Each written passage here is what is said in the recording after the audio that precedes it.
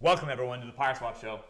This is a Thankful Thursday actually, and we do have a bunch of stuff to talk about today, but I first would just like to voice my appreciation, I guess just for like a lot of factors. And I think the thing that I would like to really address my appreciation of today is patience.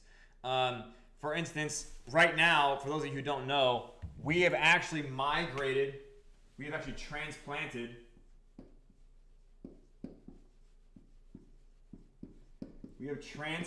liquidity from two DEXs. One of them is PancakeSwap,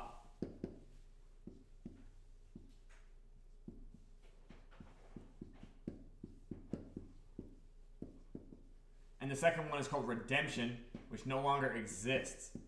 Now, the fact of the matter is that we have had in development these two contracts. Well, it's really just one contract that gets used in a bunch of different ways. Redemption is a trauma project for a lot of people in our community, but I just want to address it.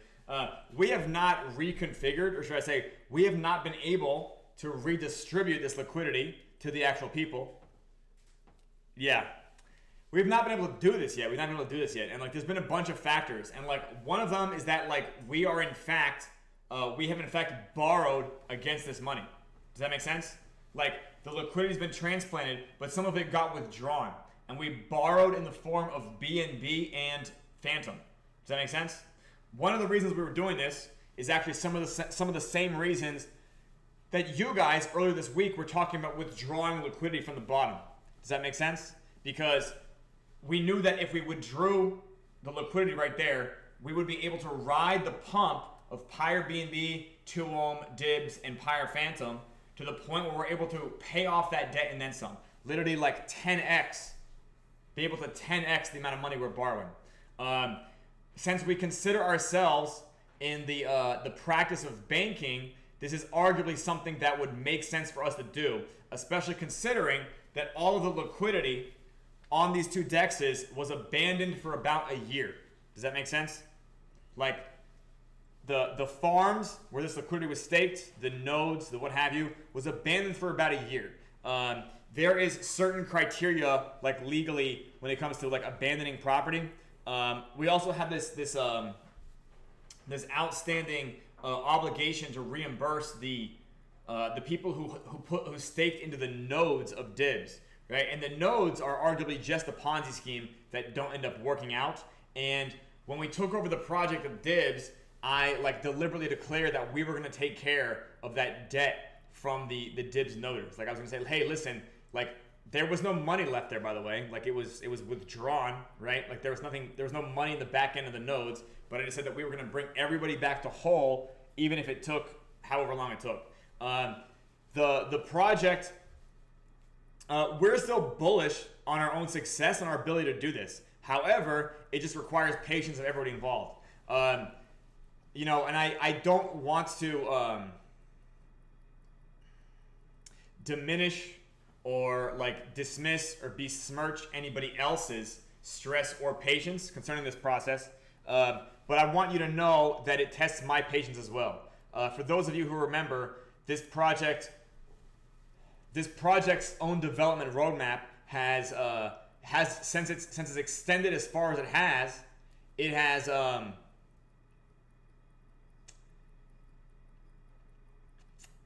has caused us to have to adapt and evolve to a very changing climate, like background climate of Web3. We've had to adapt and evolve to a lot of different changes that weren't necessarily part of the design. But we've been able to do this successfully still. And whether or not you're waiting to withdraw like transplanted liquidity or nodes, or maybe you're just an investor, again, your patience is appreciated. Yeah. In theory, if you're learning about this project and you're learning about it at the right level of depth, I think that it should be easy to see that all this patience will pay off significantly. I think that this patience will pay off better than you even realize. But if you're not completely aware of what's going on, I have noticed that it becomes harder to be patient if you're not completely literate of what we're doing. So if you are watching this and you are feeling your patience being tested, I do encourage you, invite you to learn more about the project and how the solution is actually implemented. Does that make sense?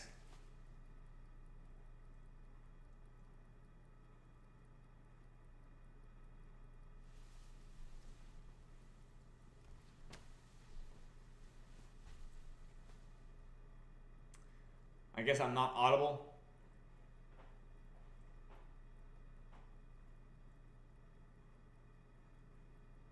I am audible. Okay. Well, fantastic. Okay.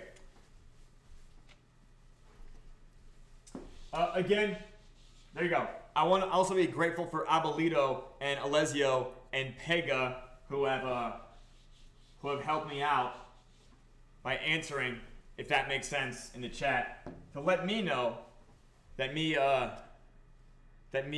going on this appreciation monologue is not just me speaking into an unhooked mic. But anyways, guys, so I was wrong, by the way, on 50 points, right? 50 points cut, right? As of yesterday. Now, I want you guys to see this. Thank you, Trigger. I want you guys to see that. Did you guys see Phantom rally a bunch over this news? Seemed like it. Did you guys see that? Right? I think like what's interesting about this is that the fear and greed index. The fear and greed index is still in the neutral range. So alternative.me was 49 and neutral, and coin market cap was 44 and neutral. Does that make sense to you guys? Yep. So you saw here on this chart, well, actually, my producer is pulling a chart up for screen share. If you guys can see on this chart, you'll see that Phantom did rally a bunch in the next 24 hours. It seems like it went from like 56 pennies to 63 pennies, something like this. Do you guys see it? So that's arguably above a 10% rally. It probably mooned maybe 20% and then came back down to like a 12-ish. I'm not going to even eyeball the percentage. But yeah, I want you guys to understand, like, you know, we're going to really dissect, and I want you guys to understand, like, why these two events would be connected. Yeah, it can always go up. Yeah, for sure. And, like, that's not the issue either. But rather, I'm actually going to address that there's a 50 basis point cut. Now, I want to say that my theory about, like, why not 25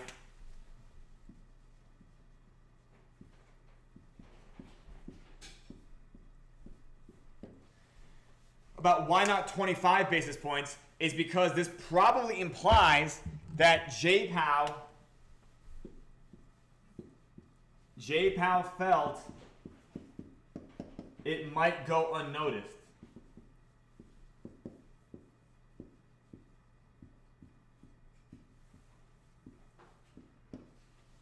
That's a theory. That's my hypothesis. Do you guys understand? So, like, I think that the fact that he chose to do a 50-point cut is not that he's actually that confident in the markets, in like the dollar strength of the economy right now, but rather I think that this was done kind of like for the sake of increasing bullish public sentiment. Do you guys understand? Like I'll be honest, I have a very short list of when I go and I look back at like Jerome Powell's decisions over his tenure or his little time served as the chair, there's actually a very short list of times where I disagree with his decision. Does that make sense? The 50 points, I actually disagree. Like, I don't know why you went with 50 points. I think 25 would have made more sense. I personally probably would have just fucking held. Like, truly, I would have just like held. Like, no, we'll just wait for the dollar to get stronger. We'll just wait for the dollar to get stronger. We'll just wait for the dollar to get stronger. And then I think that he was probably doing this for optics. We have an election coming up in a few months here in the United States, if you guys aren't aware. So I think that this is done for economic lubrication, possibly timed for political motives. Does that make sense? Now here's the thing. 50 basis points being cut would not result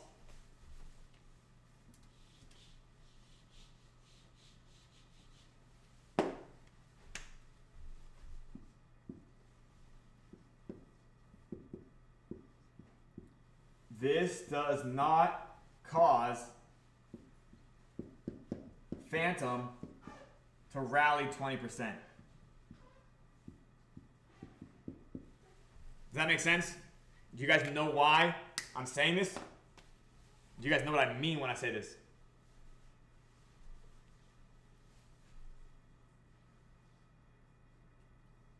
Okay.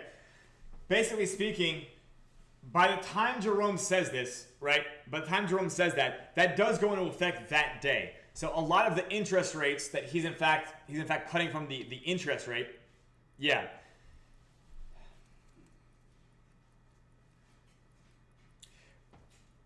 Right. Well, I mean, I'm not even gonna. Okay. It's more so that the market is just responding to the bullish news. Does that make sense? Because the fact of the matter is, like, he's now going to make a 50 basis point cut. Now, who does this affect first? Who does this affect first?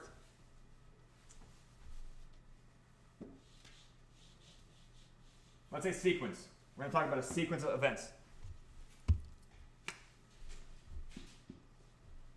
Banks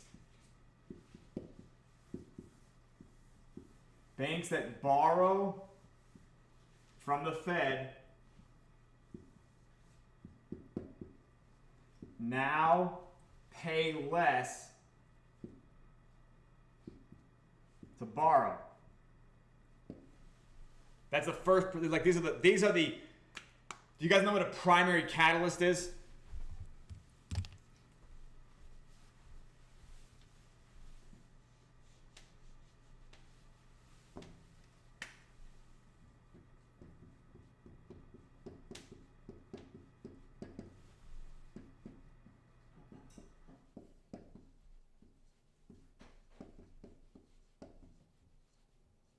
Aren't these markers great? Can you guys notice how legible and visible they are now? Do you guys see it? You guys can just like see it so much better these days, right? You know, let me tilt that glare off. Yeah, based on the words, right? So banks that borrow from the Fed now pay less to borrow. So like these banks, they also had their already priced in moments of thinking like, okay, here's what we're going to do if we think 25. Here's what we're going to do if we think 50. Does that make sense? So they already have these two like strategies to run out. Does that make sense? Now, none of that, like you got to think about like, okay, all of these banks, the banks that borrow from the Fed are also like gigantic commercial banks. Does that make sense? And these gigantic commercial banks aren't exactly in the business of like having that much exposure to things like Phantom.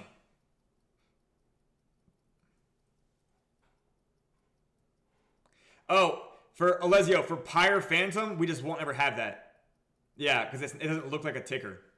Yeah, we need to have like all capital letters, and it probably needs to be under six characters. Yeah, they don't even do that for tokens. That's for just tickers in general. So if you write like $Nvidia. Does that make sense? It just means like, oh, ticker, right? And like honestly, using the $ as a symbol for fucking for like crypto tickers is also like a very centralized exchange type of thing. Yeah, we won't ever have that. Yeah, we won't. Yep. And I mean, we can have that for stuff like so things that it does work for Alessio, that does work for like Dibs. That does work for Xeom, right? Right, so you can do that. You can do this right now for Dibs and Xeom. Do you get what I'm saying? Here's what you can't do it for. You can't do it for Pyre Phantom. Yeah, $ Pyre Phantom will not do anything. And you know what else won't? 2 ohm. 2 ohm or 2 share. Do you guys know why? Because tickers don't start with numbers, not traditionally. Yeah, the tickers on Twitter are not for crypto. They just get hijacked by crypto. Do you guys understand?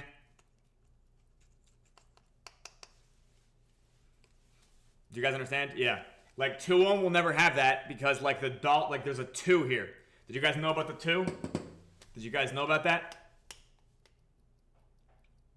Did you guys know?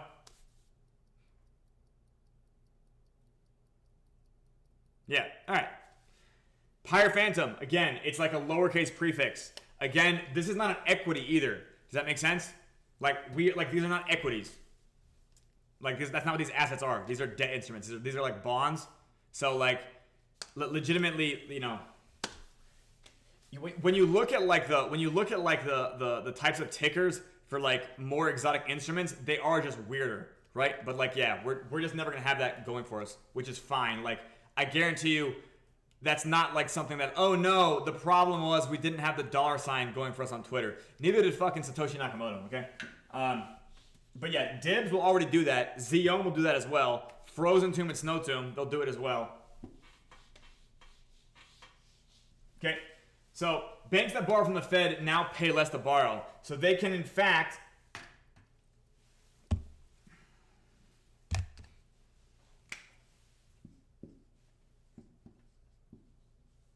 they can lend more.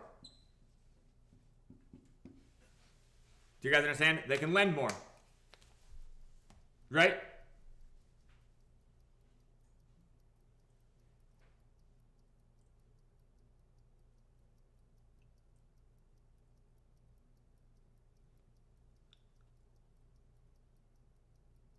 Yes. So, like,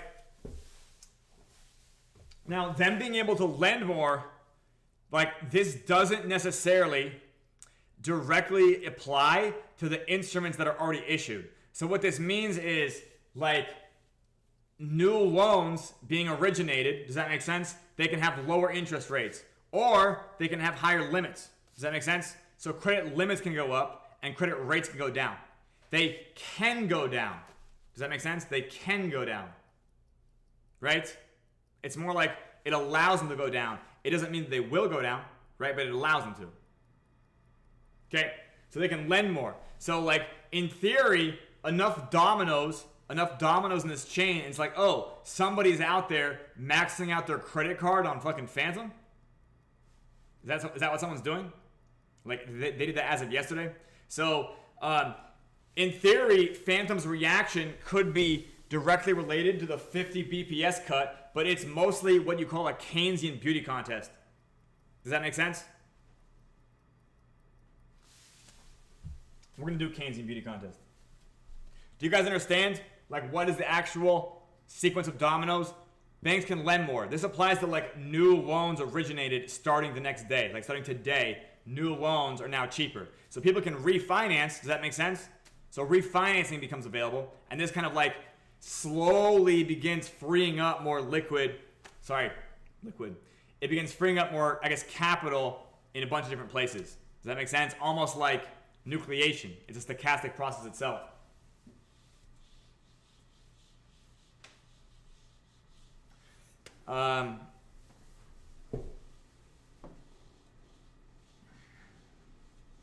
Keynesian beauty contest. Who here remembers a Keynesian beauty contest? Keynesian. K-E-Y-N-E-S-I-A-N.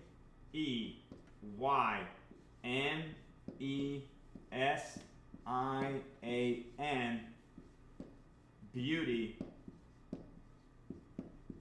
contest.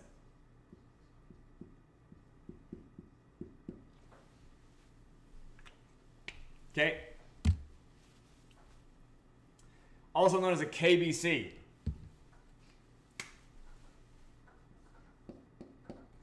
If you see me abbreviate KBC, and we're talking about this, I'm referring to a Keynesian beauty contest. Who here remembers this? I've taught this maybe a good few dozen times.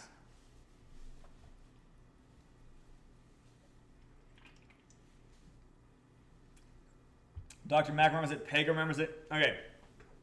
Do you remember me just saying the words, or do you remember what it actually means? Like what kind of What kind of scenario are we describing? What type of game are we talking about? Does anyone remember?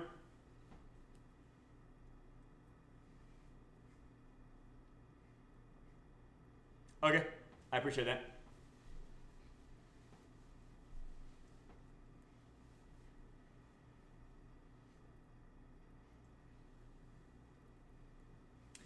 That is adjacent to the idea. Yes, kind of.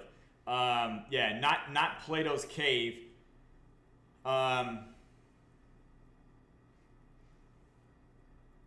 It's a similar. Okay, well, okay. It's in the neighborhood of this, but Keynesian beauty contest, I will differentiate it. Okay, so.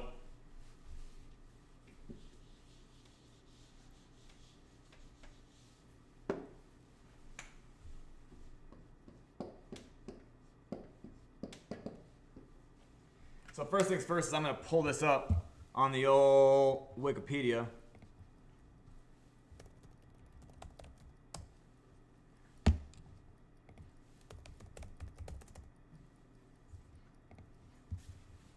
Okay.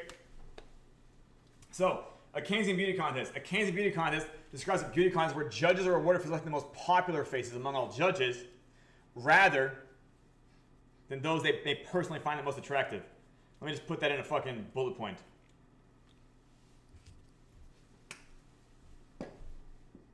Beauty contest.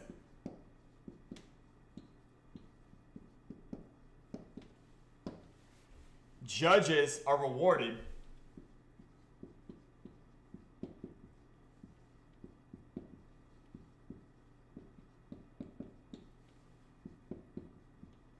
for picking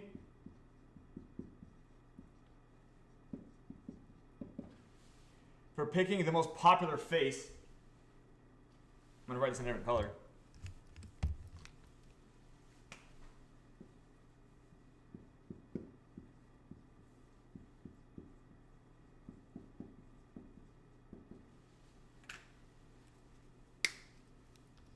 Rather than those, yeah.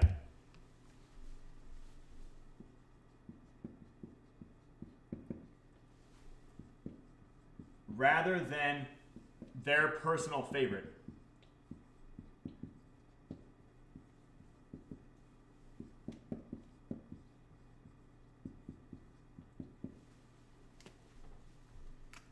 That's it. That's the whole idea. This idea is often applied in financial markets whereby investors could profit more by buying whichever stocks they think others will buy rather than the stocks that fundamentally have the best value. Because when other people buy a stock, they bid up the price and allowing an earlier investor to cash out with a profit regardless of whether the price increases are supported by its fundamentals. Now, for those of you who remember Web3 as of yesterday, all meme coins are arguably Keynesian beauty contests. Does that make sense? In fact, a lot of markets are Keynesian beauty contests, and a lot of crypto specifically is a Keynesian beauty contest. Now, the thing that drives the Keynesian beauty contest, right, the things that drive it, and I'll write this here, like when you're talking about KBCs in crypto, there's two real things that matter. There's two things. There's TA and there's fucking narrative.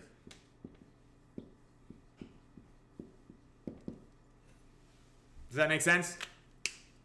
Let me see. Is that legible on my thing? And we can minimize the screen share, Mr. Producer.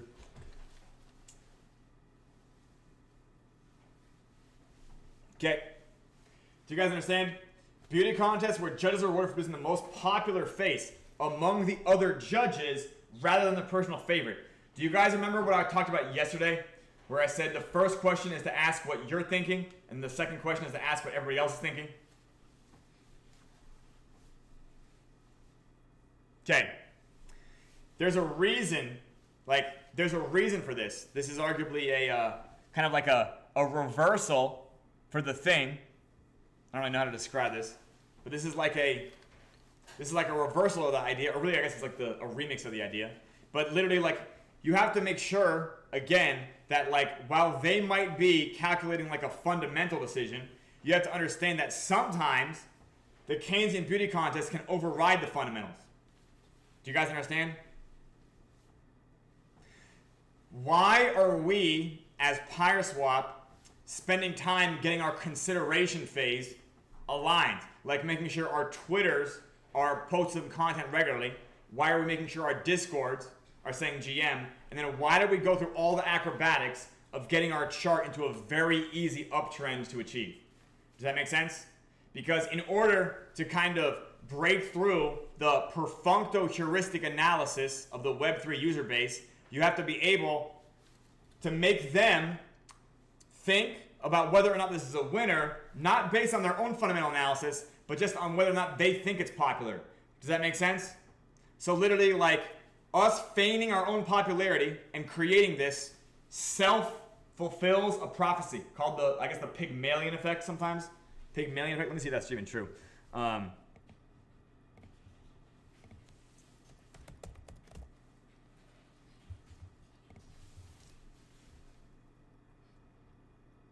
Yeah, okay, well, kind of true. Yeah, kind of true. Yeah, high expectations lead to improved performance, and low expectations lead to worse performance. It is what it is. But, like, it is a, yeah. It is named after the Greek myth Pygmalion, the sculptor who fell so much in love with a perfectly beautiful statue, he created the statue came to life. Anyways, it isn't exactly this, but it is, in fact, like, that high expectations lead to better performance, low expectations lead to worse, both effects leading to self-fulfilling prophecy. Does that make sense? So, anyways, the fact of the matter is that, like, in order to, like, puncture through the perfuncto heuristic analysis, the hardened hearts, as it would as the hearts of stone, as they are described in the New Testament. It's like you literally have to tailor your message and meet them where they're at, right? The physician is sent to the ill, not to the healthy. Do you guys understand? So you have to understand as well that, like, if everybody's arriving at the same fundamentals, right? If everybody's arriving at the same fundamentals, this might also become the popular position. Now, you can bet on the popular position, right? But you have to think about, like, whether or not that popular position will oversaturate over time, or whether it will actually benefit you. Hope that makes sense. Do you guys get it? So when we talk about Phantom rallying 20% yesterday,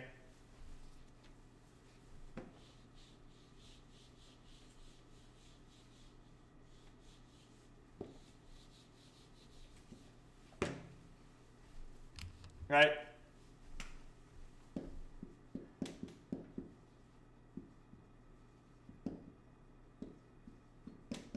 Why?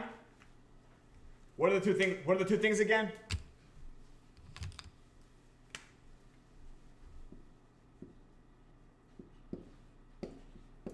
TA KBC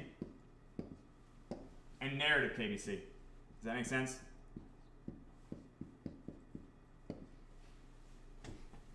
Does that make sense? And you know what's interesting about this is that, do you guys know what a bucket shop is?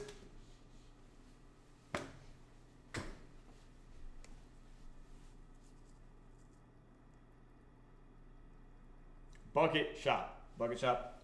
Okay. Are there any questions here before I erase this part?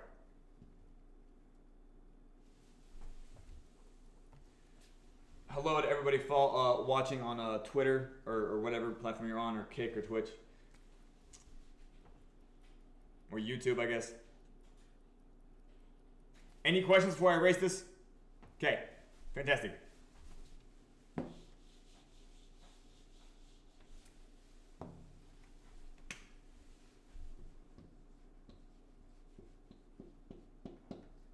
Bucket shop. We can literally look up this thing on Pygmalion as well. Sorry, Wikipedia as well. Okay. Pulling up screen share again. A bucket shop is a business that allows gambling. Yeah.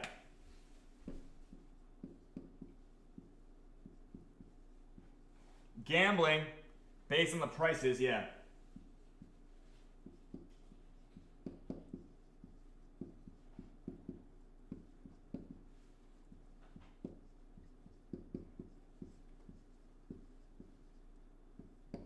Not comms, I should write commods.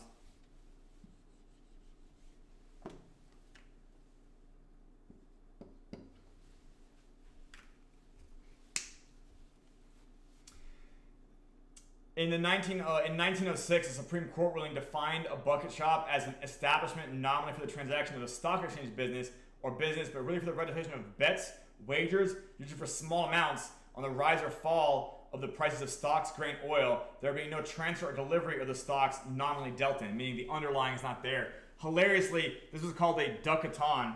This was called a, in Amsterdam in the 16th century, this is called the ducaton. Do you guys know about this? This is called a ducaton bet. Like they had in the, this actually, yeah, I'm going to use bucket shop because it's a great way, it's a great name. But yeah, this was already also observed in Amsterdam 200, 300 years before the 1906 ruling. Does that make sense? So hilariously, you know, it's not really, it doesn't really blow anyone's mind that bucket shops exist, because what meme coins are is normally like they're just getting bucket shops on like other people's money. Does that make sense? Like you're just gambling, right? Like it just becomes that. Like there's nothing else going on there. Nobody else understands the fundamentals, so they can't really differentiate like whether or not a token has fundamentals or not. Does that make sense? Again, you know, we talk about PYRESWAP's, one of its key benefits being fundamental analysis, and it really just continues to be illustrated again and again how there's zero of that in Web3. There's fucking zero. Do you guys get it?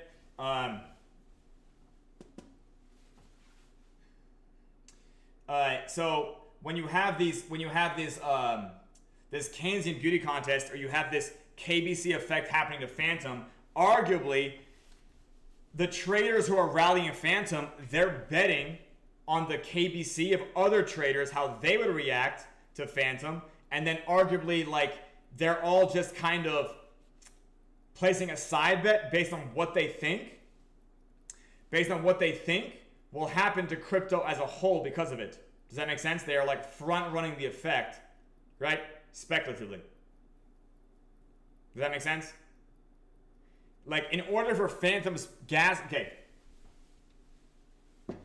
If you look at the utility value of Phantom, which is again like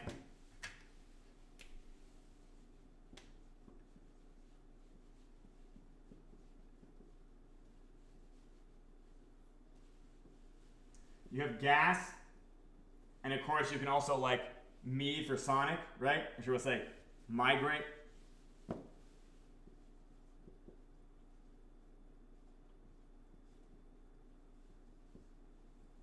Right?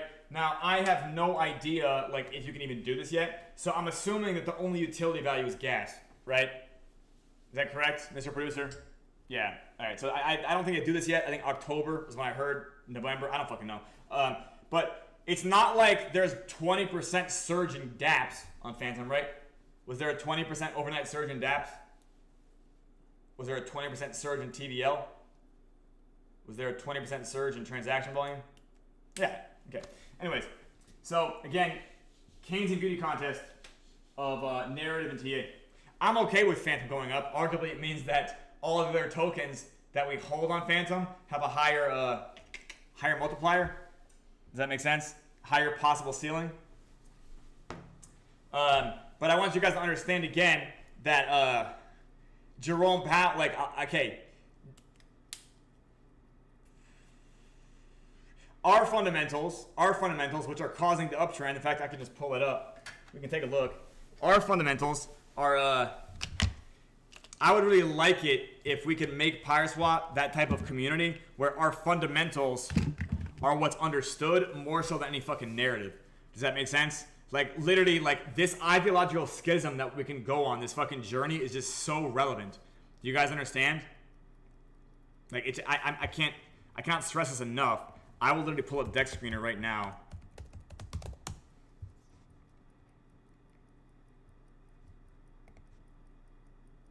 Okay, right. So Phantom, Pyre Phantom is still up 19% on 24 hours. Right? Still a little red action as there should be. Right? But again, like yeah, you're only seeing this same type of curve. Do you guys see how it even has its own convexity here? Right? Like even when it fucking stumbles, tries to get back to the thing. Yeah. I appreciate the green candles for sure, obviously. Yeah, but save some for the new guys too, okay? Okay, guys? I'm kidding. You can do whatever the fuck you want. All of your behaviors are accounted for.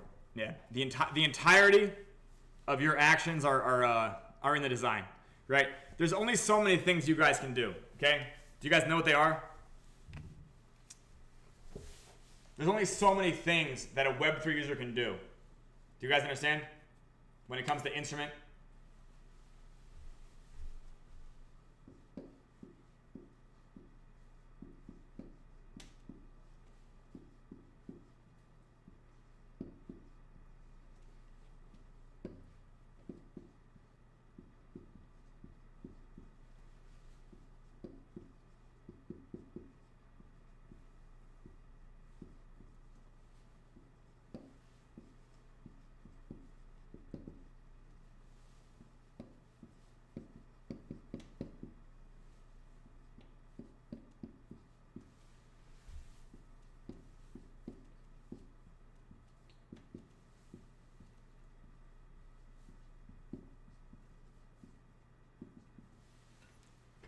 Okay. Buy, sell, pray. Yeah. Eat, pray, love.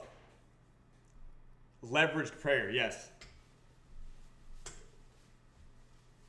No, again, yeah. Like the praying is helpful, I guess. You know, I guess I don't thank you guys enough for all the praying you do for me, probably.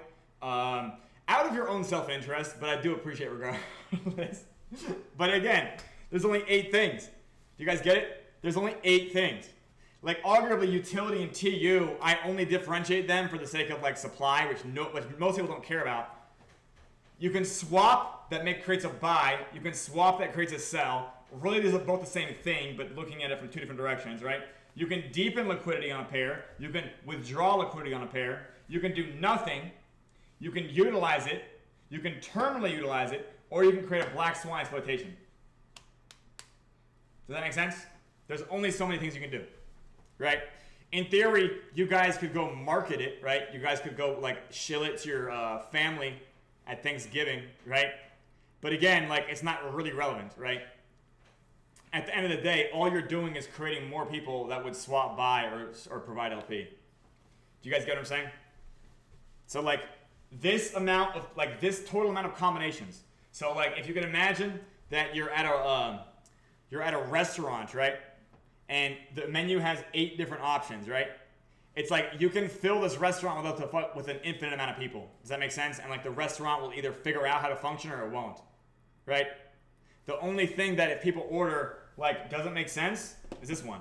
But we just mitigate the risk of this happening, and we mitigate the risk of if this happened, do our investors actually pay the price, right? Or how that exploit would work. Right? By the way, we're getting penetration tested right now. There you go. Yeah. You know, Dr. Mac, I've been thinking about getting sun hats for the homeless in Austin that have the PYRESWAP logo and QRs on the brim, and then I would get them signs that say crypto tips $1, right? And then literally as they go around and panhandle, they can say, hey, you know, for the tip, they'll be like, yep, just scan the code on my sign. Right? And then therefore, people don't feel like they're getting that tip for free, right? Yeah. I don't know if we'll do this yet, because that's pretty fucking crazy. But when we get into making short form content, that might just be the type of stuff that goes really viral. You know what I mean? Because it's just so goddamn brazen. It's so brazen and ballsy and kind of offensive that that's how you know it will go viral. Does that make sense? Yeah. Yeah. We're gonna make sure that we have other actual awareness mechanisms going first. That would be extremely like, yeah. We don't have the luxury to pull shit like that yet. We have to actually have mechanisms in place. But yeah, it's just an idea. Just an idea. We could just have you know the panhandlers just out there shilling PYRESWAP because they can instead of having a sign that says anything helps, God bless, right? Let's think about this, right?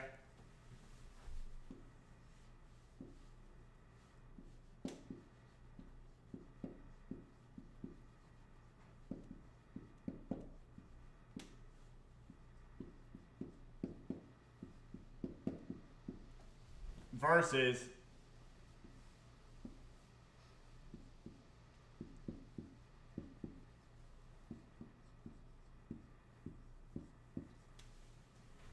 You guys get what I'm saying? How many times have you guys seen this sign, right? I don't know if you guys live in an English-speaking country, but this right here is like the go-to. Do you guys get what I'm saying? Like it's the true and the blue, like it never fails. Do you guys get what I'm saying? It keeps it to the point. It implies you're already thankful. Does that make sense? It implies that you're looking for a solution, right? It really resonates with the audience. You know, arguably you would say that like homeless people might be amazing data for marketing, right? But anyways, you guys have seen this sign 100 times, right? 100 times?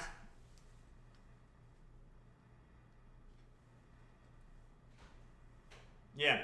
Now, what if they put this sign up and they make more money? Yeah. Do you get what I'm saying? So in theory, PYRESWAP, if we give out hats and we give out these signs, what if they're able to actually make more money? Do you get what I'm saying? Like a vagrant who is in fact panhandling, in theory, he has a certain rate of income, right? In theory, they have a certain rate of income. They go and they target a certain intersection. By the way, I used to hire drifters. I used to hire them at a staffing company. So like they would literally tell me the techniques, tell me the states to do this in, tell me the cities to do this in. They have it all mapped out in their head. Like they live in vans and they drive around and they would literally go fly, as they say, go flying. Flying means you go fly a piece of cardboard. Does that make sense? Flyering, or flying or flyering. That is the language they use to describe flying a piece of cardboard. Make sense? Do you guys get it?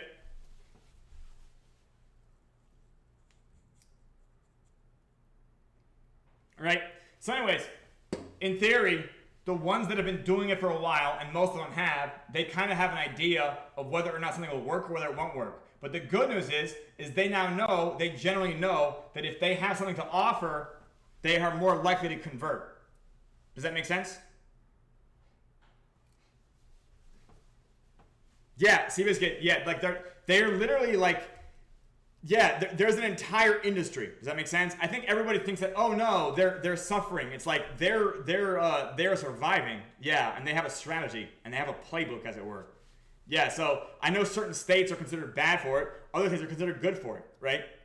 Yeah, they're like, you know, there's just more money in that state. People care about the homeless more in that state. Yeah. They try different costumes. They try different stuff. Yeah. It is what it is. But anyways, yeah. This strategy right here. Anyways, more on that later.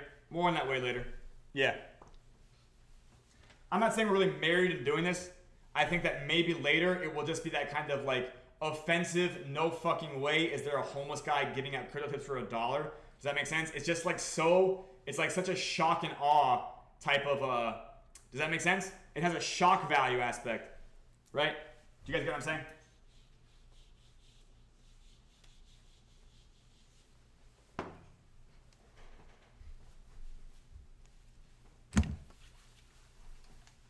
Anyways, yeah, we'll get around to doing that. Yeah, we have to get our, by the way, you know, I'm appreciative of everybody participating in our Reddit awareness strategy. By the way, we're wrapping this call up here in about 10 minutes.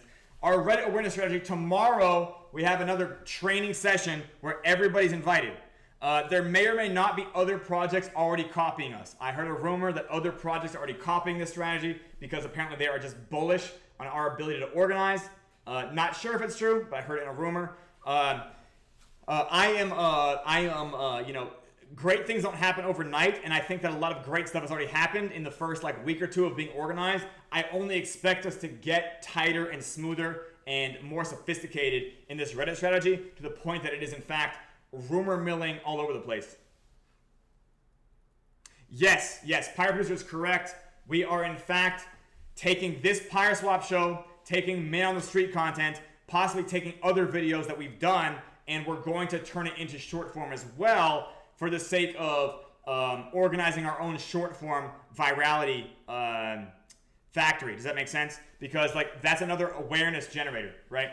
So like right now we do stream on like Kick and Twitch on this thing, for those of you who know. We might get like up to 10 people watching though. Does that make sense? It's harder to break through from like on Twitch and Kick with high quality content, and most streamers are really dominant there. They already have like an established fan base and people are there for the right reasons. We're streaming educational content. It's not exactly there. There's another platform called School, SKOOL, which by the way I might look at later. I don't know if we're gonna do that, but it's another thing that you can apparently like build communities around the idea of knowledge and training, education. I don't really know if it's an exact fit for us, but it's another thing that we could do. Yep. Yeah. So again, yes, we're just spinning these things up. It's only gonna get better. Yeah. And by the way, there is no PYRESWAP show tomorrow or Sunday anymore. And the reason for this is so we can do more awareness generating content. I think you guys agree. I did not announce new times yet. I'll do that today in maybe a couple hours.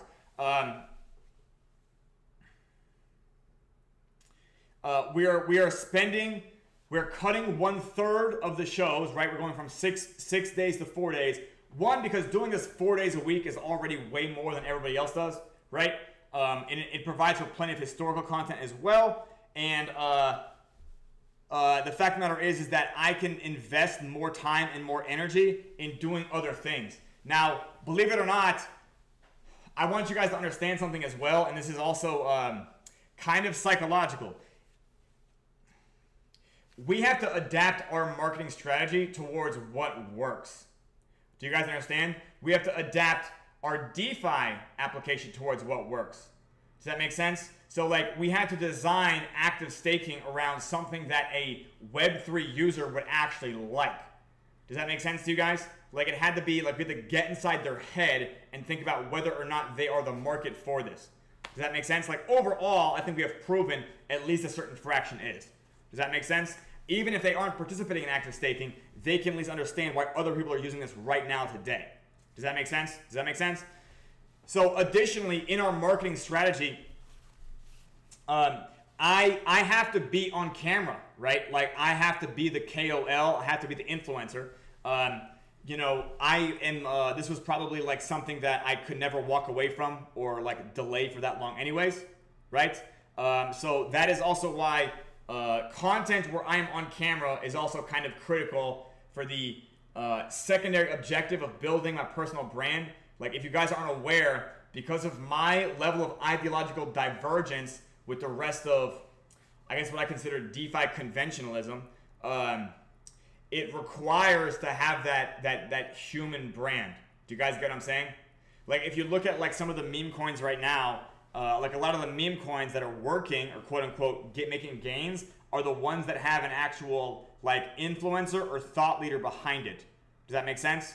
Like it's a person that people place trust in based on their own heuristic. Does that make sense? So like the fact of the matter is that while, you know, yeah, I have to just practice and get better at being on camera. I think that over the last 2 months, I've gotten very, very good at looking at the camera here, addressing my audience in the way that I think is a good fit for them. But as far as man on the street content, we've only done 4 interviews so far. So I'm actually a total amateur again, and there's whole new stuff to learn. Right? No, thank you, Maddie. I think that I have gotten way better. I can literally see that from watching my own self. We are testing in production as a Web3 project should. But yeah. So I think with man on the street content and stuff like that as well, we're just also going to get better through the iteration of it. In order to get better faster, we need to set aside more time to do it, set aside more energy to do it. I don't want to get better at something from bringing my B game. I would rather bring my A game to man on the street. Do you guys understand? Like we're all about gold medal efforts here. Does that make sense?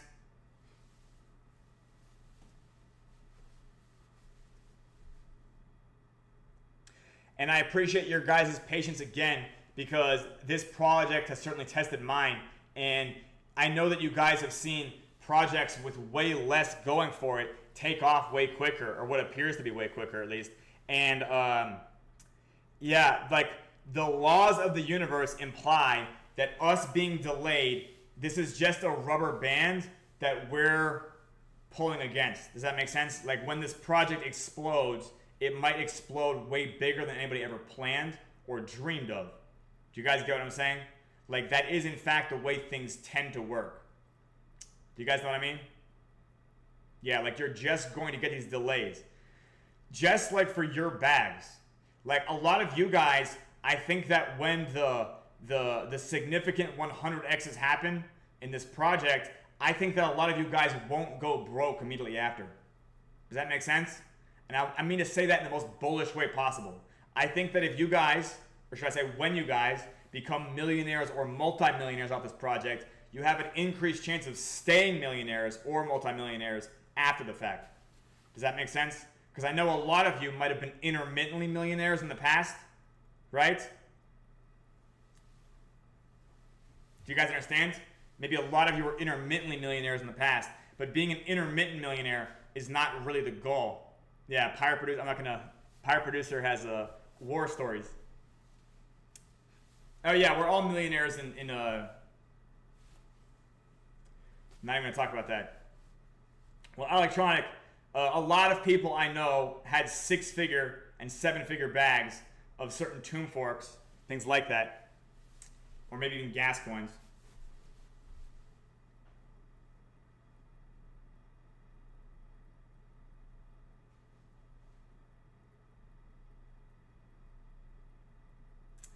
Anyways, this is around the hour mark, so I hope you guys had a good. I ordered a new finance textbook. And it's called called How Finance Works, and it is literally like a conceptual. I think it's like 16 chapters of just like concepts for learning finance. So I think that we're gonna start off with more basic stuff because I'm trying to like jump immediately into like, I don't know, Finance 501 shit, and I think that a lot of people would benefit more from Finance 101 shit. So I want to thank you guys for coming to the PYRESWAP show, and we'll see you on Monday. Have a great rest of your day. I'll be making an announcement later on. And we have more people joining the troop soon. Stay tuned.